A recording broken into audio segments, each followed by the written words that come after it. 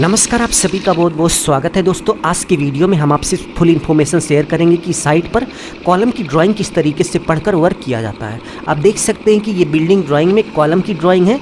Column की drawing में कुछ इस तरीके से शेड्यूल ऑफ रेनफोर्समेंट डिटेल, यानी कि कॉलम की फुल इन्फॉर्मेशन के साथ साथ कॉलम में जो स्टील लगेगी, सरिया लगेगी, इसके साथ साथ जो रिंग लगती है जिसको आप स्टीरप्स बोलते हैं, टाई बोलते हैं, उसकी पूरी डिटेल कॉलम ड्राइंग में दी रहती है। इसको किस तरीके से पढ़ते हैं, यहाँ पर जो नंबर लिखे हैं इसका क्या मतलब है, और इसके साथ साथ कॉलम का साइज क्या है, सी का मतलब क्या है, यहाँ पर जो 2 लिखा है इसका मतलब क्या है, फुल इन्फॉर्मेशन आप सभी से शेयर करेंगे। तो सबसे पहले आप देख सकते हैं कि आपको किसी भी ड्राइंग में कॉलम की डिटेल होगी, वहां पर कुछ इस तरीके से लिखा होगा कि शेड्यूल ऑफ कॉलम रेनफोर्समेंट, उसके बाद सीरियल नंबर, कॉलम मार्क, उसके बाद आप देख सकते हैं कि number of columns, column size, reinforcement detail. इस तरीके से आप देख सकते हैं कि पूरा कॉलम बना होगा। अब चलिए देखते हैं कि इसका मतलब क्या है। तो सीरियल नंबर का मतलब यही है कि भाई 1 2 3 4 एक सीरियल से पूरी डिटेल दी गई है। जितने भी कॉलम है, जितने टाइप के कॉलम है, पूरा सीरियल उनका बना हुआ है। उसके बाद कॉलम मार्क, यानी कि कॉलम को किस नाम से जाना जाएगा। जैसे ये C1 का जो कॉलम है, ये जहां पर भी आपको ड्राइंग में दिखेगा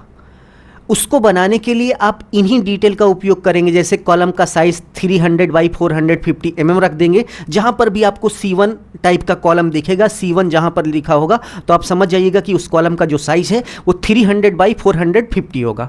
ठीक है, इसीलिए यहाँ पर C1 लिखा है। उसके बाद नंबर ऑफ कॉलम, तो नंबर ऑफ कॉलम का मतलब ये हुआ कि किसी भी बिल्डिंग में C1 टाइप के कितने कॉलम हैं।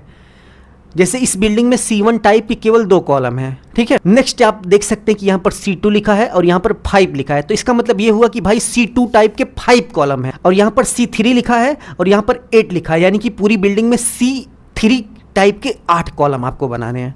ठीक है, तो इसका मतलब ये हुआ।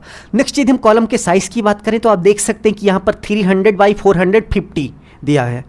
तो ड्राइंग में जो भी चीज़ें दी रहती हैं वो mm में रहती हैं। तो 300 बाई 450 का मतलब ये हुआ कि आपको कॉलम का जो साइज है वो 300 यानी कि 300 mm कुछ इस तरीके से यहाँ से लेकर यहाँ तक की डिस्टेंस रखनी है, और कॉलम की जो लेंथ होगी यहाँ से लेकर यहाँ तक वो 450 यानी कि 450 mm होगी।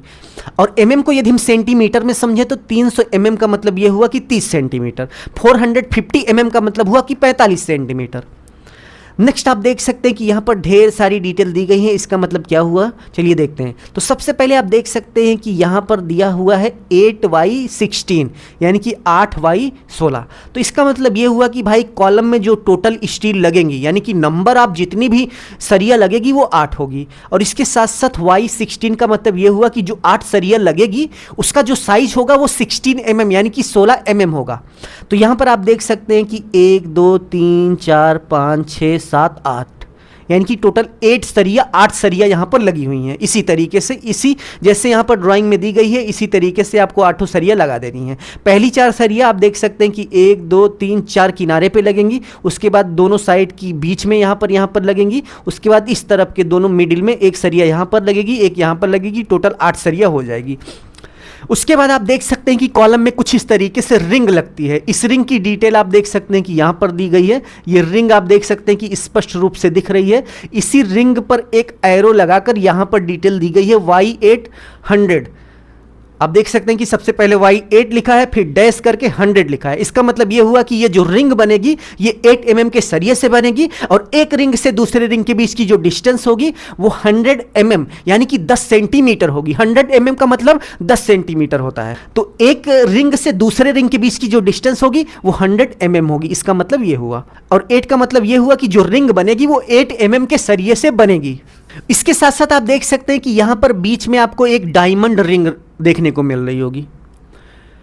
तो इस कॉलम में कुछ इस तरीके से डायमंड रिंग भी लगाई जाएगी, और डायमंड रिंग लगाते समय सेम टू सेम इसी मेथड को आप फॉलो करेंगे कि 8 mm के सरिये से डायमंड रिंग बनेगी, और एक रिंग से दूसरे रिंग के बीच की जो डिस्टेंस होगी वो 100 mm होगी, यानी कि 10 सेंटीमीटर होगी। 100 mm का मतलब 10 सेंटीमीटर होता है। ठीक है, तो इस वीडियो में बस इतना ही। उम्मीद है आपको समझ में आ गया होगा कि किसी भी ड्राइंग में कॉलम की ड्राइंग किस तरीके से पढ़ी जाती है। आप देख सकते हैं कि ये पूरी बिल्डिंग की ड्राइंग हमारे पास है। ये देख लीजिए, पूरे बिल्डिंग की ड्राइंग हमारे पास है। ये देख लीजिए, इसमें आपको foundation, column, plinth beam, slab, staircase, slab, structure drawing, PCC, यानी कि बिल्डिंग के सभी पार्ट की ड्राइंग आप स्टेप टू स्टेप देख सकते हैं। यदि आपको ये ड्राइंग चाहिए तो ये हमारा व्हाट्सएप नंबर है, इस पर आप हमें मैसेज करिए, 200 रुपये का पेमेंट करिए, 200 रुपये की ये पूरी ड्राइंग आपको मिल जाएगी। पेमेंट करने के बाद तुरंत व्हाट्सएप पे हम आपको सेंड कर देंगे। और इसके साथ साथ लिंक डिस्क्रिप्शन में दिया गया है, वहाँ से आप इसको डायरेक्ट भी डाउनलोड कर सकते हैं। यदि आपको वीडियो अच्छा लगा तो प्लीज़ वीडियो को लाइक करके अपने दोस्तों में शेयर कर दीजिए। नेक्स्ट पार्ट में हम देखेंगे कि भाई प्लिंथ बीम की ड्राइंग किस तरीके से पढ़ी जाती है। इस वीडियो में बस इतना ही, धन्यवाद।